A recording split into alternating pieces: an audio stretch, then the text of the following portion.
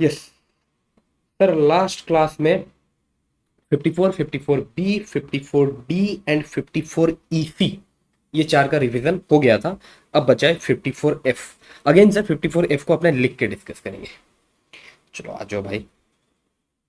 54F,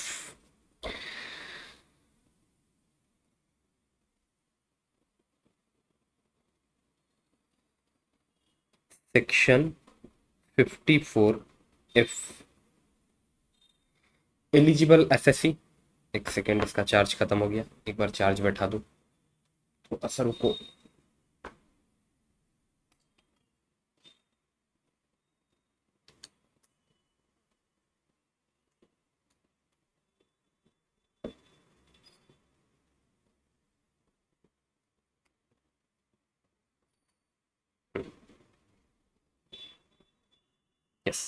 54F, 54F sir, eligible SSC कौन है? Eligible SSC है आपका individual and HUF. Individual and HUF. Sir यहां पर ट्रांसफर क्या हुआ है? यहां पर ट्रांसफर हुआ है any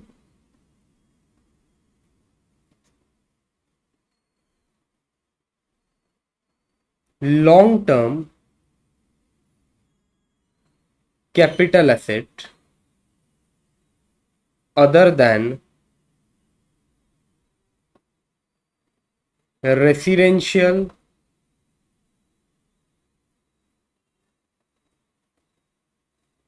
house property.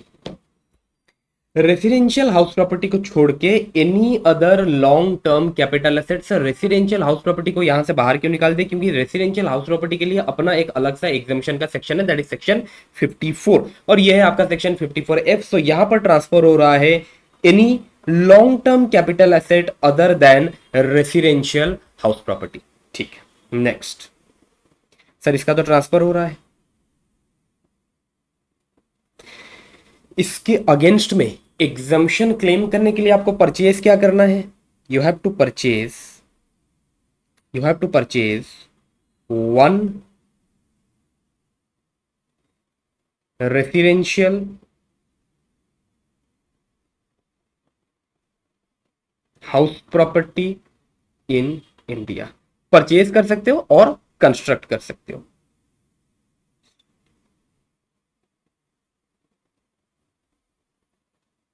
You have to purchase or construct one residential house property in India in order to claim the exemption of section 54। But यहां पर एक कंडीशन है सर, एक कंडीशन का आपको ध्यान रखना पड़ेगा। कंडीशन ये कहता है on the date of transfer, on the date of transfer. किसका ट्रांसफर सर? सर ये ऊपर वाला जो आपका लॉन्ग टर्म कैपिटल एसेट है ना, other than residential house property, जिस दिन आपने इसको ट्रांसफर किया उस दिन SSC, SSC should not own more than one residential house property. Sir जिस दिन ये लॉन्ग टर्म कैपिटल एसेट का ट्रांसफर हुआ उस दिन एसएससी के पास एक से ज्यादा रेसिडेंशियल हाउस प्रॉपर्टी नहीं होना चाहिए। अगर डेट ऑफ ट्रांसफर के दिन एसएससी के पास एक से ज्यादा रेसिडेंशियल हाउस प्रॉपर्टी है, in that case SSC is not eligible for exemption under this section. Clear है सर? आगे बढ़ते हैं। नेक्स्ट, लेट सपोज मैंने ट्रांसफर किया कुछ शेयर्स और मेरे को हुआ लॉन्ग टर्म कैपिटल गेन। जो शेयर्स थे वो लॉन्ग टर्म कैपिटल एसेट थे। ठीक है, full value of consideration, full value of consideration था आपका 60 lakh.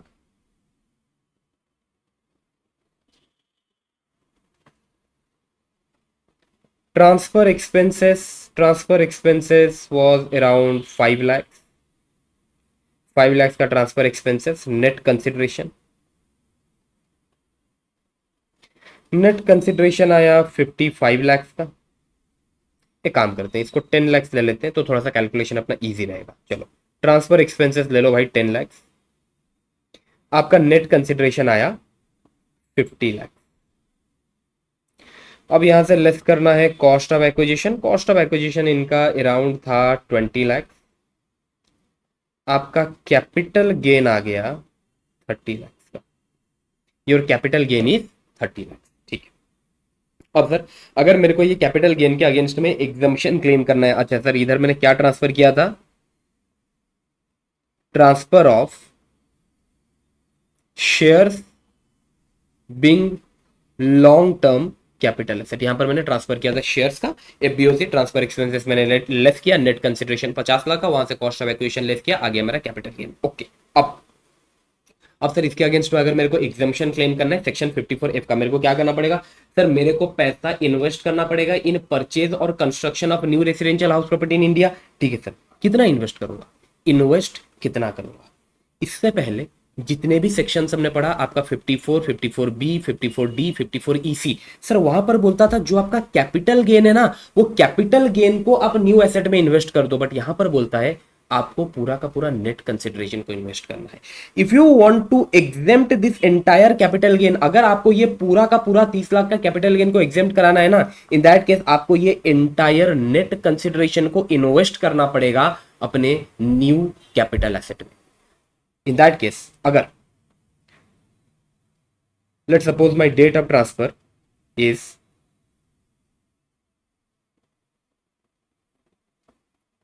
date of transfer 1st October 2025 and on 31st March 2026 SSE purchase a new residential house property of 70 lakh.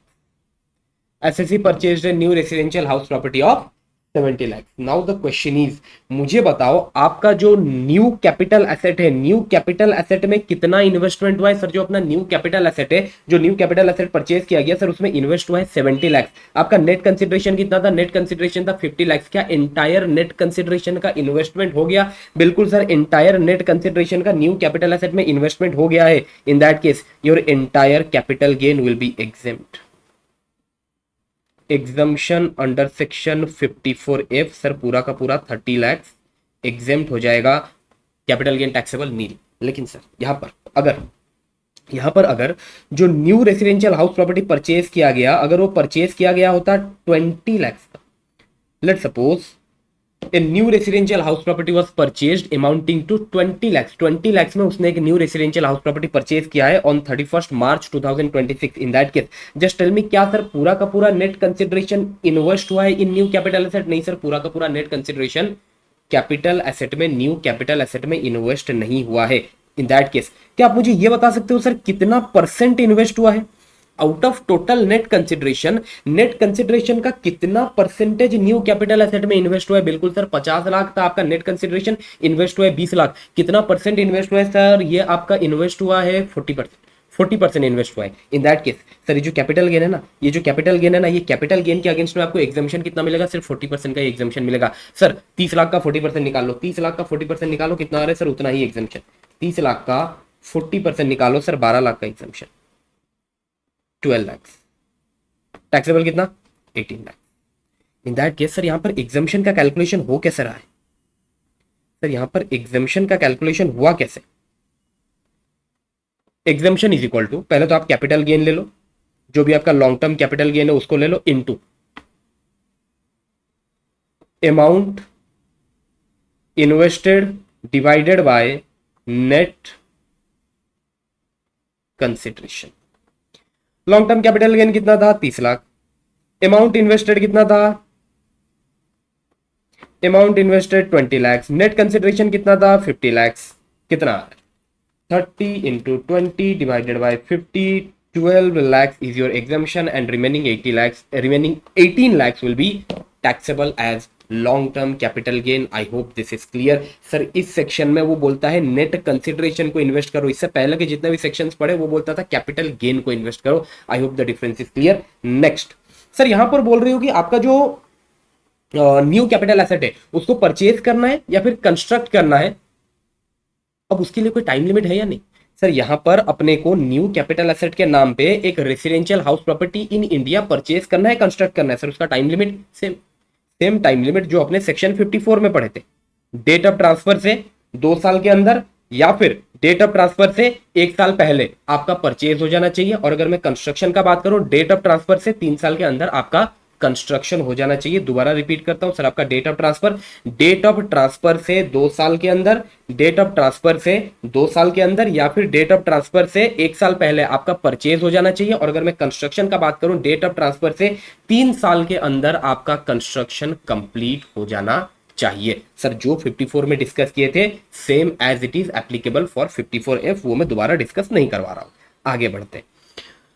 Sir अभी दिक्कत ये है sir, यहां पर तो परचेज करने के लिए 2 साल का टाइम है, डेट ऑफ ट्रांसफर से 2 साल का टाइम है, और कंस्ट्रक्ट करने के लिए डेट ऑफ ट्रांसफर से 3 साल का टाइम है। सर क्या हो अगर मेरा डेट ऑफ रिटर्न फाइलिंग आ गया, मेरा डेट ऑफ रिटर्न फाइलिंग आ गया लेकिन अभी तक मेरा कंस्ट्रक्शन कंप्लीट नहीं हुआ, अभी तक मैंने परचेज नहीं किया है, तो क्या सर इधर capital gain account scheme applicable है? बिल्कुल सर, यहाँ पर capital gain account scheme applicable है, कोई दिक्कत वाला बात नहीं है। लेट सपोज सर मेरा ऊपर डेट ऑफ ट्रांसफर था, डेट ऑफ ट्रांसफर था 1 October 2025. In that case, sir, I have the time period of 3 years to complete the construction of my new residential house property in India. Sir 3 years का time period है, तो construction complete करने के लिए मेरे पास कितना time है? Sir ये डेट ऑफ ट्रांसफर से 3 साल, डेट ऑफ ट्रांसफर से 3 साल अगर मैं जाऊं सर, इट विल बी 30 सितंबर 2028। 30 सितंबर 2028 तक मेरे पास टाइम है to complete the construction of my new residential house property in India, बराबर। लेकिन मेरा डेट ऑफ रिटर्न फाइलिंग है, डेट ऑफ रिटर्न फाइलिंग है 31 जुलाई 2026। 31 जुलाई 2026 मेरा डेट ऑफ रिटर्न फाइलिंग है, और इस डेट तक अभी तक मेरा न्यू रेसिडेंशियल हाउस प्रॉपर्टी का कंस्ट्रक्शन कंप्लीट नहीं हुआ है, इन प्रोग्रेस है। अच्छा सर आपका नेट कंसिडरेशन कितना है? नेट कंसिडरेशन तो मेरा 50 लाख है, नेट कंसिडरेशन है मेरा 50 lakh. Out of this 50 lakh, out of this 50 lakh मैं पूरा का पूरा 50 लाख को मेरे न्यू हाउस प्रॉपर्टी के कंस्ट्रक्शन में, न्यू रेसिडेंशियल हाउस प्रॉपर्टी के कंस्ट्रक्शन में इन्वेस्ट करना चाहता हूं। लेकिन up to the date of return filing 10 lakh is invested in construction of new residential house property.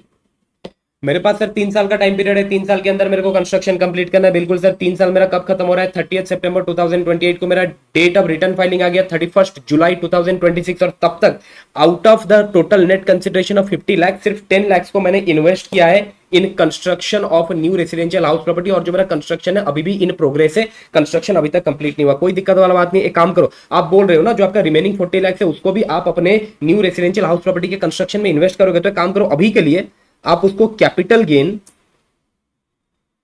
Account scheme में डिपॉजिट कर दो। कितना डिपॉजिट कर दो कैपिटल गेन अकाउंट स्कीम में? 40 लाख। अगर आप कैपिटल गेन अकाउंट स्कीम में 40 लाख डिपॉजिट कर देते हो, 10 लाख तो ऑलरेडी आपका इन्वेस्ट हो चुका है। आपका जो new residential house property under construction है, 40 लाख आपने कैपिटल गेन अकाउंट स्कीम में डिपॉजिट कर लिया, and to use this 40 lakh for construction of your new residential house property, आपके पास टाइम लिमिट कितना है? 30 सितंबर 2028, बराबर। इन दैट केस आपका एंटायर कैपिटल गेन एग्जेम्प्ट हो जाएगा। In this case your entire capital gain will be exempt. एक बार मैं इसको कॉपी करके नीचे ले आता हूं।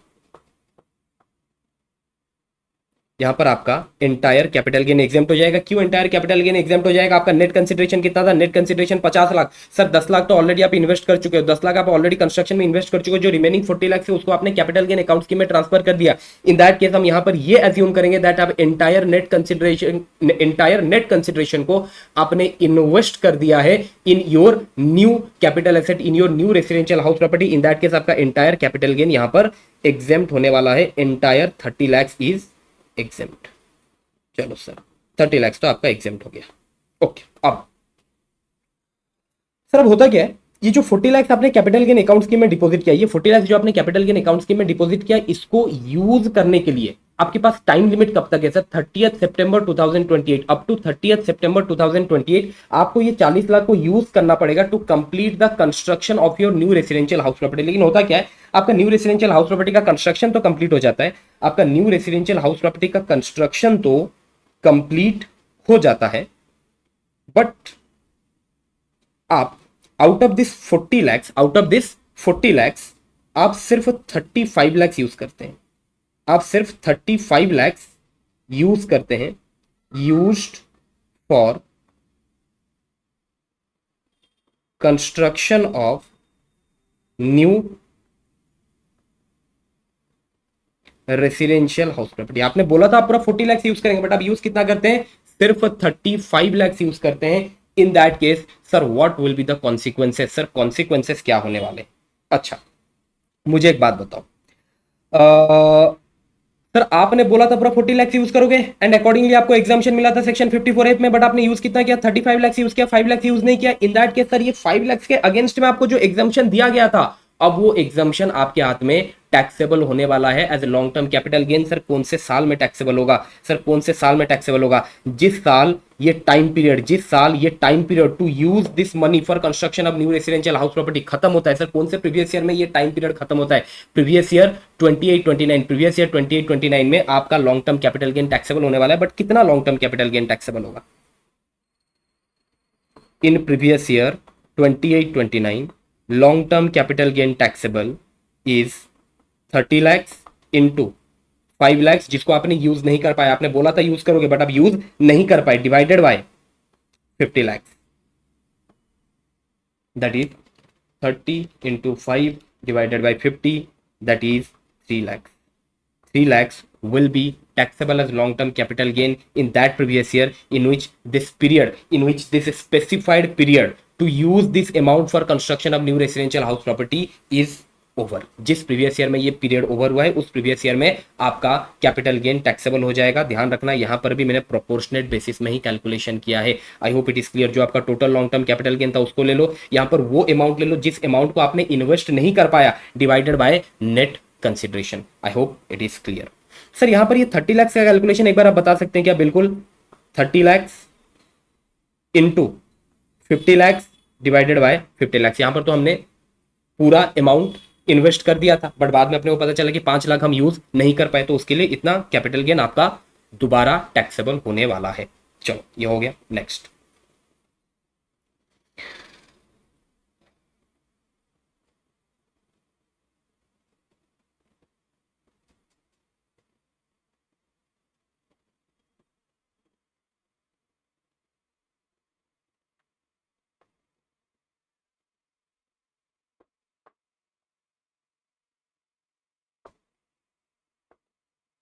Keeping everything same, transfer of shares हुआ है, लॉन्ग टर्म कैपिटल गेन हुआ है, बस ये जो लैक्स है ना, ये लैक्स को मैं क्रोर्स में कन्वर्ट कर रहा हूं।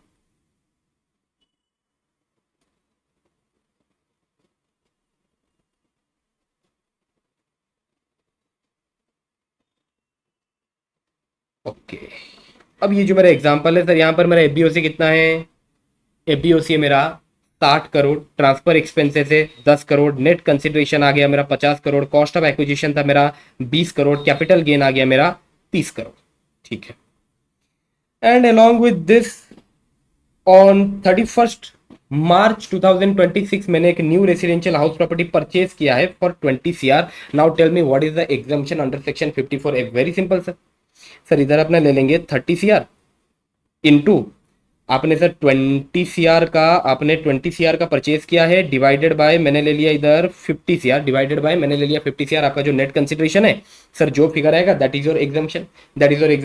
सर ये तो आ रहा है आपका 30 इंटू 20 डिवाइडेड बाय 50, 12 आ रहा है। 12 CR का आपका एग्जाम्पशन है? नहीं। For calculation of exemption under section 54(f), जब आप 54(f) का एग्जाम्पशन का कैलकुलेशन करोगे ना, if more than 10 CR is invested in new residential house property then amount exceeding 10 CR shall be ignored. Sir ये तो कहीं पढ़ा सा लग रहा था सर, 54 में भी ये सेम प्रोविजन था। While calculating exemption under section 54(f), अगर मोर than 10 CR new residential house property के परचेज और कंस्ट्रक्शन में इन्वेस्ट हो रहा है, in that case amount exceeding 10 CR shall be ignored for calculation of exemption under section 54F। In that case sir भले ही यहां पर 20 CR इन्वेस्ट किया गया है, but for calculation of exemption under section 54F हम तो इसको 10 CR ही consider करेंगे। और अगर इसको मैं 10 CR कंसिडर करता हूं, what will be my exemption? Sir exemption is 6 CR only, remaining 24 CR shall be taxable. Remaining 24 CR आपका टैक्सेबल होने वाला है। Next,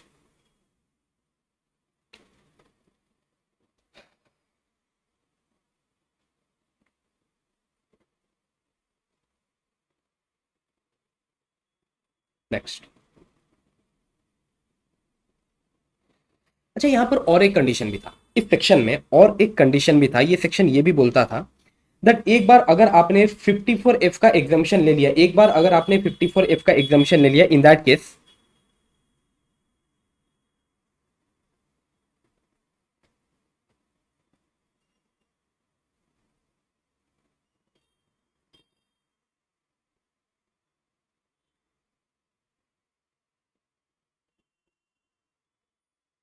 in that case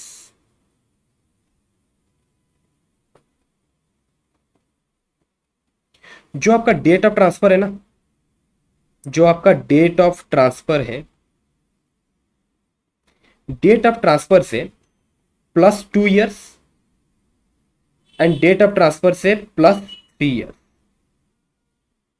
date of transfer से +2 years मीन्स जिस दिन डेट ऑफ ट्रांसफर है वहां से 2 साल के अंदर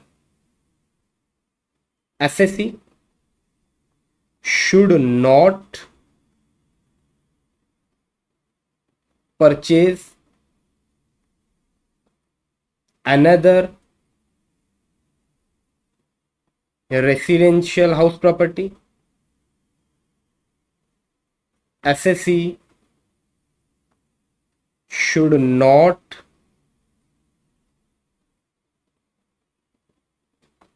construct another residential house property. क्या हुआ सर, ये क्या बोला सर? सबसे पहले तो अपने को आपने एक कंडीशन बताया था दैट डेट ऑफ ट्रांसफर के दिन, डेट ऑफ ट्रांसफर के दिन ऊपर हमने डिस्कस किया था सर, डेट ऑफ ट्रांसफर के दिन एसएससी के पास, डेट ऑफ ट्रांसफर के दिन एसएससी के पास more than 1 residential house property नहीं होना चाहिए। बिल्कुल सर, डेट ऑफ ट्रांसफर के दिन एसएससी के पास more than 1 residential house property नहीं होना चाहिए। ओके, फिर आप ये बोल रहे हो सर डेट ऑफ ट्रांसफर से, डेट ऑफ ट्रांसफर से 2 साल के अंदर या फिर डेट ऑफ ट्रांसफर के 1 साल पहले आप एक रेसिडेंशियल हाउस प्रॉपर्टी परचेज कर सकते हो टू क्लेम दिस एग्जाम्पशन, या फिर डेट ऑफ ट्रांसफर के 3 साल के अंदर आप एक रेसिडेंशियल हाउस प्रॉपर्टी कंस्ट्रक्ट कर सकते हो to claim the exemption under section 54F बराबर है। ओके सर, एक ऑलरेडी था, एक ऑलरेडी था, मैं एज्यूम करता हूं, लेट सपोज अपने एसएससी के पास एक रेसिडेंशियल हाउस प्रॉपर्टी था, एक से ज्यादा होगा फिर तो वो सेक्शन के लिए एलिजिबल ही नहीं होगा। ओके, उसके बाद एक रेसिडेंशियल हाउस प्रॉपर्टी था, वो ये सेक्शन के लिए एलिजिबल था, वो और एक new residential house property purchase किया या कंस्ट्रक्ट किया। सर अगर परचेज करता है डेट ऑफ ट्रांसफर के 2 साल के अंदर या फिर डेट ऑफ ट्रांसफर के 1 साल पहले, अगर कंस्ट्रक्ट किया डेट ऑफ ट्रांसफर के 3 साल के अंदर वो कंस्ट्रक्ट किया होगा बराबर। सर एक ऑलरेडी था और एक परचेज या फिर कंस्ट्रक्ट किया, कितना हो गया? 2 हो गया, 2 हो गया ना, अब तीसरा नहीं होना चाहिए, बस वो ये बोल रहा है। एक ऑलरेडी था, एक ऑलरेडी था और एक तुमने परचेज या फिर कंस्ट्रक्ट किया। ओके, अब डेट ऑफ ट्रांसफर के 2 साल के अंदर और कोई रेसिडेंशियल हाउस प्रॉपर्टी परचेज मत करना, डेट ऑफ ट्रांसफर के 3 साल के अंदर और कोई रेसिडेंशियल हाउस प्रॉपर्टी कंस्ट्रक्ट मत करना। एक ऑलरेडी था या फिर अगर बिल्कुल भी नहीं था, ठीक है, चलो अपने मान के चलते हैं एसएससी के पास एक रेसिडेंशियल हाउस प्रॉपर्टी ऑलरेडी था to claim the exemption under section 54F, वो और एक परचेज किया, कंस्ट्रक्ट किया, टोटल 2 हुए। अब तीसरा मत करना, अब और मत करना, और एक रेसिडेंशियल हाउस प्रॉपर्टी परचेज मत करना within a period of 2 years from the date of the transfer, within a period of 3 years from the date of the transfer, और एक रेसिडेंशियल हाउस प्रॉपर्टी कंस्ट्रक्ट मत करना। चलो, और अगर तुमने ये किया, अगर तुमने इसका नॉन कंप्लायंस किया, अगर with in a period of 2 years तुम एक new residential house property purchase करते हो, तुम एक another residential house property purchase करते हो, या फिर with in a period of 3 years तुम अगर एक another residential house property construct करते हो, इन दैट केस जो एग्जाम्पशन तुम्हें मिला था, जो एग्जाम्पशन तुम्हें मिला था 54F का, उसको विड्रॉ कर दिया जाएगा। That amount will be taxable as long term capital gain in the year of purchase और construction of this other residential house property. Okay,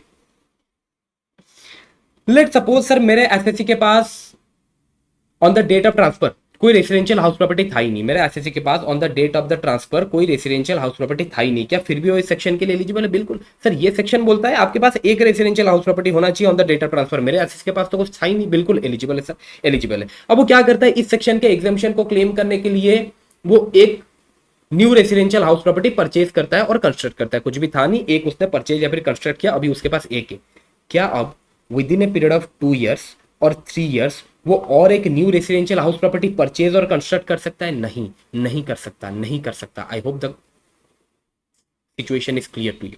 next, और अगर वो ये करता है, इन दैट केस जो लॉन्ग टर्म कैपिटल गेन पहले exempt हुआ था वो टैक्सेबल हो जाएगा। कौन से ईयर में टैक्सेबल हो जाएगा? जिस ईयर में वो ये new residential house property purchase और कंस्ट्रक्ट करता है। वेरी सिंपल, 54F में आपको एक परचेज करना है और कंस्ट्रक्ट करना है, उसके बाद हो गया भाई, और कुछ नहीं कर सकते आपको पीरियड ऑफ 2 years और 3 years, खत्म। नेक्स्ट,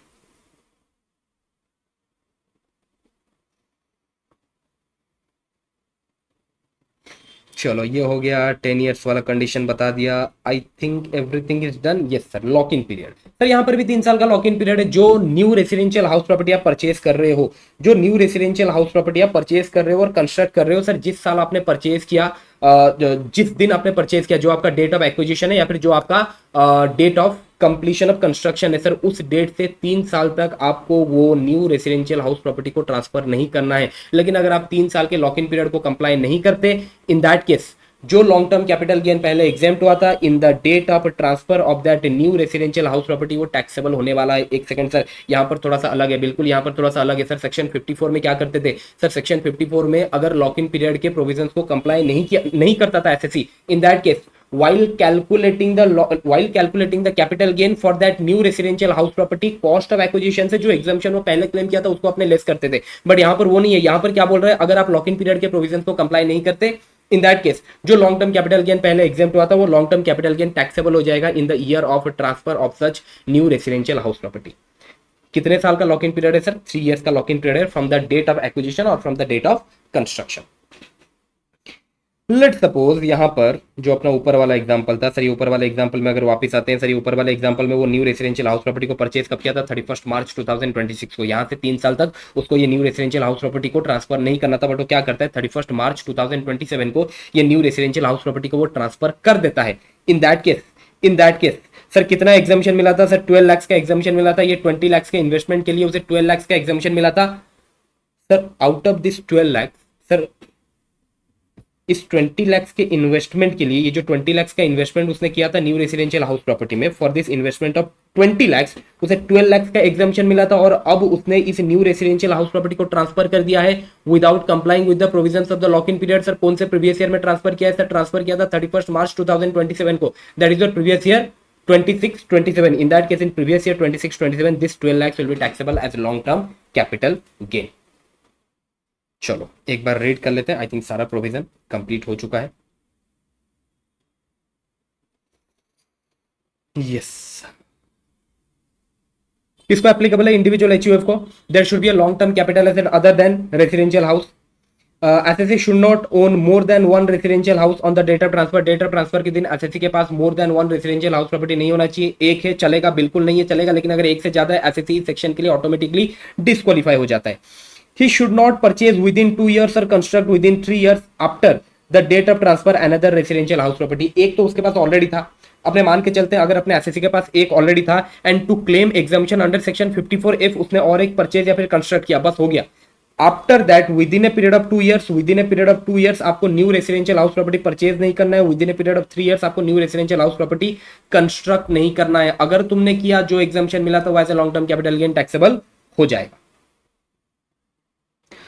क्वालिफाइंग एसेट क्या है? 1 residential house property in India. Purchase करने का टाइम पीरियड क्या है? विद इन 1 year बिफोर और 2 year after the date of transfer. अगर कंस्ट्रक्ट वाला सिचुएशन है, construct within 3 years after the date of transfer. Capital gain account scheme यहाँ पर एप्लीकेबल है। एग्जाम्पशन कितना मिलेगा सर? एग्जाम्पशन यहाँ पर मिलने वाला है long term capital gain into cost of new asset. New asset में आपने कितना इन्वेस्ट किया या फिर कितना अमाउंट आपने डिपॉजिट किया कैपिटल गेन अकाउंट स्कीम में, divided by net consideration. However, if cost of new residential house property exceeds 10 CR, अगर आप more than 10 CR new residential house property में invest करते हैं, amount exceeding 10 CR shall be ignored, shall not be taken into account for exemption calculation। exemption calculation करते time अगर आप more than 10 CR invest किए हो अपने new residential house में, अमाउंट एक्सीडिंग 10 CR को हम कंसिडर नहीं करने वाले, हम तो 10 CR ही कंसिडर करेंगे। If new residential house is transferred within a period of 3 years from the date of its purchase or construction, जिस दिन परचेज हुआ, जिस दिन कंस्ट्रक्शन कंप्लीट हुआ, वहां से 3 साल के अंदर अगर तुम इसको ट्रांसफर कर लेते हो, अगर तुम लॉक इन पीरियड के प्रोविजंस को कंप्लाई नहीं करते, capital gain exempt earlier under section 54F में जो कैपिटल गेन पहले एग्जेम्प्ट हुआ था, अंडर सेक्शन 54F में जो कैपिटल गेन पहले एग्जेम्प्ट हुआ था, will be taxable as long term capital gain in the year of transfer. In the year of transfer, जिस ईयर में आप अपना न्यू रेसिडेंशियल हाउस प्रॉपर्टी को ट्रांसफर किए, उस ईयर में जो लॉन्ग टर्म कैपिटल गेन पहले एग्जेम्प्ट हुआ था वो टैक्सेबल होने वाला है। Where the SSE purchase another residential house within a period of 2 years or construct another residential house within a period of 3 years from the date of the transfer, capital gain exempt earlier shall be deemed to be taxable as long-term capital gain in the previous year in which such residential house is purchased or constructed। आपको बोला गया था भाई, एक तुम्हारे पास already था और एक तो तुमने सेक्शन 54F का एग्जाम्पशन क्लेम करने के लिए परचेज और कंस्ट्रक्ट किया था, बस रुक जाओ भाई। बट तुम क्या करते हो, within a period of 2 years, date of transfer के within a period of 2 years आप और एक रेसिडेंशियल हाउस प्रॉपर्टी परचेज करते हो, या फिर डेट ऑफ ट्रांसफर के within a period of 3 years आप और एक रेसिडेंशियल हाउस प्रॉपर्टी कंस्ट्रक्ट करते हो। इन दैट केस आप ऊपर की कंडीशन को नॉन कंप्लाई करते हो, ऊपर का जो कंडीशन है उसको कंप्लाई नहीं करते, और उसके चलते जो लॉन्ग टर्म कैपिटल गेन पहले एग्जेम्प्ट किया गया था अब वो आपके हाथ में टैक्सेबल होने वाला है। कौन से ईयर में टैक्सेबल होगा, जिस ईयर में आपने परचेज किया, जिस ईयर में आपने कंस्ट्रक्ट किया। अगर कंपलसरी एक्विजिशन वाला केस है सर, ऊपर जब आपका कैपिटल एसेट ट्रांसफर हो रहा है, जब आपका कैपिटल एसेट ट्रांसफर हो रहा है, अगर कंपलसरी एक्विजिशन वाला केस है ना, in that case period available for acquiring new asset और making investment in capital gain account scheme under section 54, 54B, 54D, 54EC and 54F would be considered from the date of receipt of such compensation, not from date of transfer। Sir अगर आपका compulsory acquisition वाला case है, in that case आपको compensation मिलने में delay होता है, बराबर। तो जिस दिन आपको कंपेंसेशन मिलेगा वहां से आपका कैलकुलेशन स्टार्ट होगा, वहां से आपका टाइम स्टार्ट होगा to make investment in new asset. अच्छा मुझे बताओ सेक्शन 54 क्या बोलता था? सेक्शन 54 ये बोलता था दैट आपको एक new residential house property in India purchase करना है। कब तक परचेज करना है? विद इन 1 ईयर बिफोर और 2 year after the date of transfer, और कंस्ट्रक्ट करना है within 3 years after the date of transfer. तो ये जो डेट ऑफ ट्रांसफर है ना, ये डेट ऑफ ट्रांसफर अब बन जाएगा आपका date of receipt of compensation. जिस दिन आपको कंपेंसेशन मिला वहां से 2 साल के अंदर, जिस दिन आपको कंपेंसेशन मिला वहां से 2 साल के अंदर आपको एक new residential house property purchase करना है, या फिर जिस दिन आपको कंपेंसेशन मिला वहां से 3 साल के अंदर आपको एक new residential house property construct करना है, अगर आपका कंपलसरी एक्विजिशन वाला केस है। अगेन सर 54EC क्या बोलता था? 6 महीने के अंदर आपको पैसा इन्वेस्ट करना है इन दिस प्रिस्क्राइब्ड बॉन्ड, लेकिन डेट ऑफ ट्रांसफर के 6 महीने के अंदर इन्वेस्ट करना था। लेकिन अगर कंपलसरी एक्विजिशन वाला केस है, इन दैट केस जिस दिन आपको कंपेंसेशन रिसीव हुआ वहां से 6 महीने के अंदर आपको पैसा इन्वेस्ट करना है इन दिस प्रिस्क्राइब्ड बॉन्ड्स। अच्छा 54EC वाला बात अगर आया ही है तो एक क्वेश्चन भी हमने किया था, अगर आपको याद हो, मैं एक बार दिखा देता हूं। कैपिटल गेन वाले चैप्टर में मोस्ट प्रोबेबली क्वेश्चन नंबर 3 था, I think, yes question number 3, yes sir. यहां पर हुआ ये था कि जो एसएससी के पास पहले था कैपिटल एसेट को उसने कन्वर्ट किया स्टॉक इन ट्रेड में, और फिर उस स्टॉक इन ट्रेड को उसने सेल किया। इन दैट केस सर जिस दिन वो स्टॉक इन ट्रेड को सेल किया उस दिन से 6 महीने के अंदर आपको पैसा इन्वेस्ट करना है इन प्रिस्क्राइब्ड बॉन्ड। सर ये था आपका एक सर्कुलर यहां पर। In case of conversion of capital asset into stock in trade and subsequent sale of stock in trade, period of 6 months to be reckoned from the date of sale of stock in trade. जिस दिन आपका stock in trade cell हुआ वहां से 6 महीने के अंदर, जिस दिन आपका स्टॉक इन ट्रेड सेल हुआ वहां से 6 महीने के अंदर आपको पैसा प्रिस्क्राइब्ड बॉन्ड्स में इन्वेस्ट करना है, not from the date of transfer of capital asset. Sir date of transfer of capital asset यहाँ पर क्या है सर? जिस दिन आपका capital asset stock in trade में कन्वर्ट हुआ वो आपका date of transfer of capital asset, वहां से 6 महीना नहीं देखेंगे। इन दिस सिचुएशन 6 महीना देखा जाएगा जिस दिन आपका स्टॉक इन ट्रेड सेल हुआ है। I hope it is clear. With this आपका 54 सीरीज का रिवीजन पूरी तरह से कंप्लीट होता है। Thank you.